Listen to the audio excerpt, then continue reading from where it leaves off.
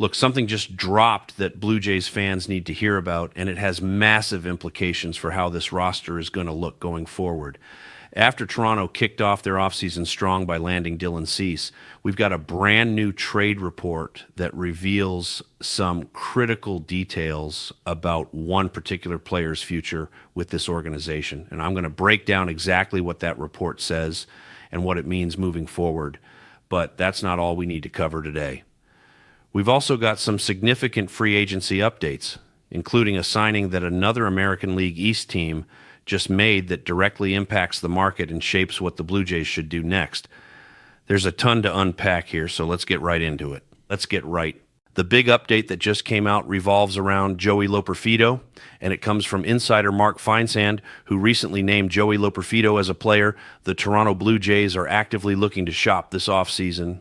According to Feinsand, Loperfido is the most likely Blue Jay to get traded in the coming weeks. For context, Loperfido spent most of 2025 stuck behind an outfield logjam in Toronto, appearing in only 41 games all season. When he did play, he looked pretty impressive with an .879 OPS across 104 plate appearances. He's still got 5 years of team control remaining, which makes him a valuable trade chip. The 26-year-old could realistically be part of a deal to help Toronto land some additional pitching depth, and this development makes a ton of sense when you think about the bigger picture. This was absolutely inevitable. It was only a matter of time before the Jays started looking to move one of their outfielders, whether that ends up being Nathan Lukes or Joey Loperfido or possibly someone else entirely. This moment was always coming regardless of whether they sign Bo Bichette or land Kyle Tucker in free agency. They're going to be shopping some of their excess outfield pieces because they have talented guys coming up through the pipeline who need playing time, and right now there simply aren't enough at-bats to go around at the major league level. We saw Loperfido on the playoff roster, but he barely got any meaningful appearances, and basically none in the World Series, which tells you everything about where he sits in the pecking order right now. The article that came out explains that Loperfido could appeal to teams seeking a controllable outfielder with upside. Including him in a trade, either as the primary piece or as part of a larger package, could help the Blue Jays acquire a high-impact player to address their positional needs. Trading a valuable outfielder could help Toronto address other roster holes while obviously creating some risk for future depth, but you still have Nathan Lukes in this scenario and potentially other options as well. It's worth noting the Jays might also be shopping Nathan Lukes, though we don't have confirmation on that yet.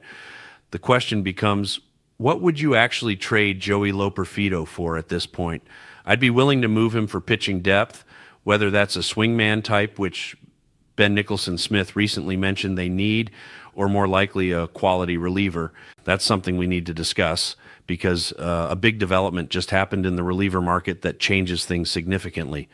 You know, what makes this interesting is when you look at how this outfield currently projects, you've got Nathan Lukes presumably starting in left field, you have Davis Schneider, you have Miles Straw providing depth.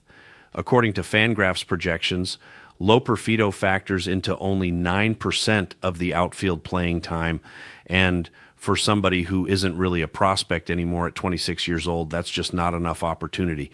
He didn't get much run last year despite showing he can hit when given the chance.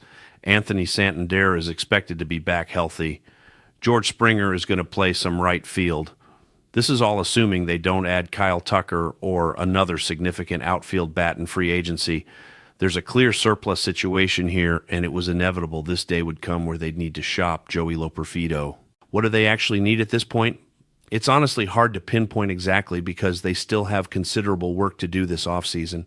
If they go out and sign Kyle Tucker, trading Loperfido makes even more sense because you'd have a massive logjam.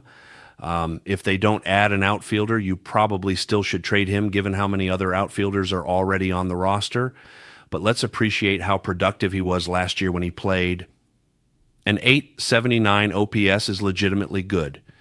His baseball savant page doesn't look great, but that's primarily because it's not filled out with enough data since he didn't accumulate many plate appearances. He's 26 years old and not really considered a prospect anymore at this stage. this is probably peak trade value for him from Toronto's perspective, because if you bring him back next year, he's not going to get substantial reps. He'll be stuck behind Nathan Lukes, and they're both left-handed hitters competing for similar playing time. He'll be behind other guys like Davis Schneider, especially with Santander returning. How many actual at-bats are realistically available for someone like Loperfido? That's why they need to make adjustments and explore the trade market aggressively, which brings us to a significant signing that happened last night. Ryan Helsley is signing with the Baltimore Orioles, according to league sources confirmed by The Athletic. He was one of the most coveted relievers available on the entire market, and this signing is notable for several different reasons. According to Mitch Bannon, the Blue Jays showed at least preliminary interest in the top 3 relief pitchers who have signed so far this offseason, which includes Carlos Estevez, Phil Maton, and now Ryan Helsley.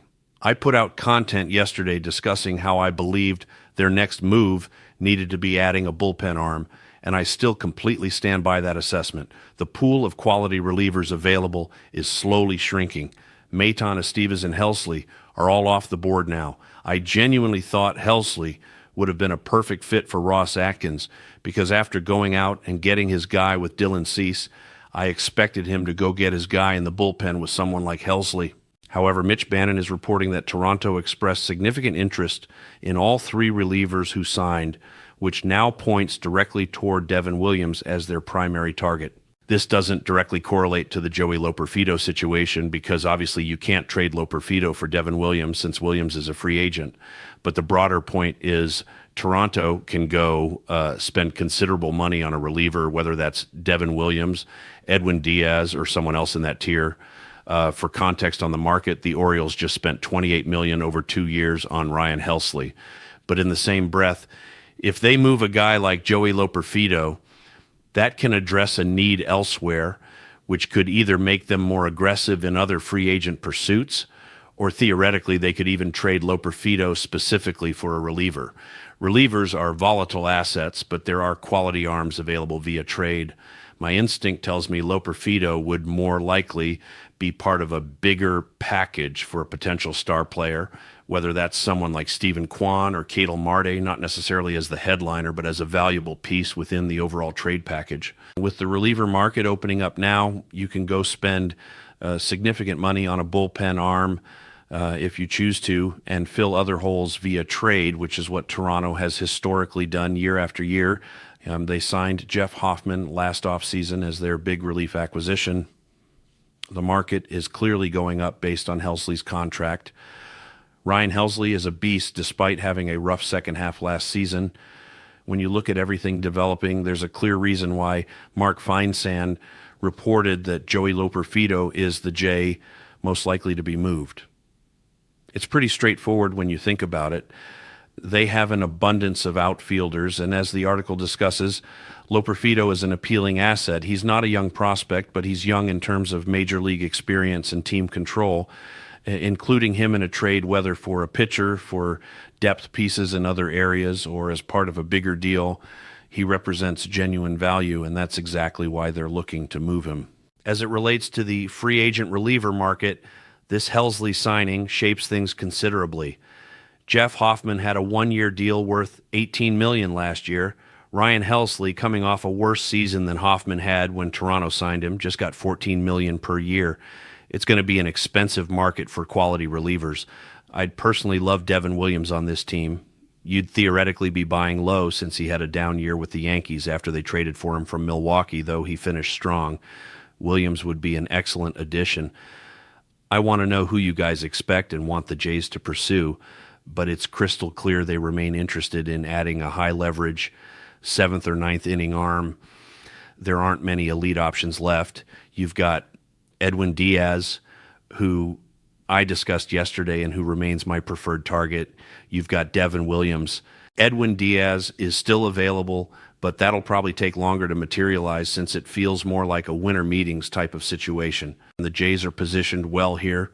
They're going to trade Joey Loperfido or at minimum trade one of their numerous outfielders. You could make similar arguments for moving Davis Schneider or even Nathan Lukes, though I don't think they trade Lukes unless they land someone like Kyle Tucker or Kettle Marty and want to move him to the outfield, because I think Lukes provides more certainty.